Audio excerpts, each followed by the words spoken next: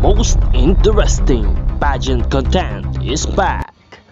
Nel 2204, your pageant blogger host. Subscribe.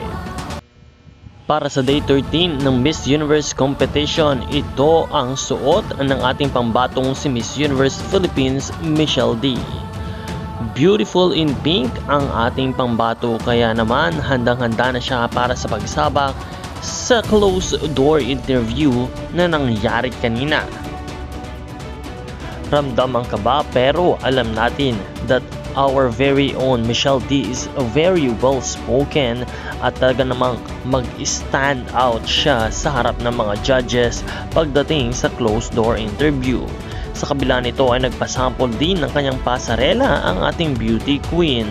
Talaga namang kuhang-kuha niya ang atensyon ng mga taga El Salvador, kung kaya't isa siya sa paborito ng mga ito.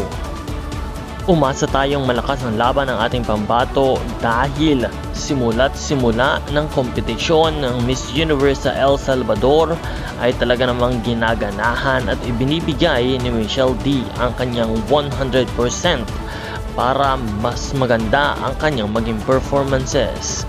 Kaya pakaabangan natin sa darating na preliminary competition maya-maya lamang, kung kaya't patuloy natin siyang abangan sa lahat ng kanyang paglabas. Suportahan natin si Michelle D at maaari din natin siyang iboto gamit ang pag-upload or pag-download ng Miss Universe application, then pick our Miss Universe Philippines Michelle D to vote.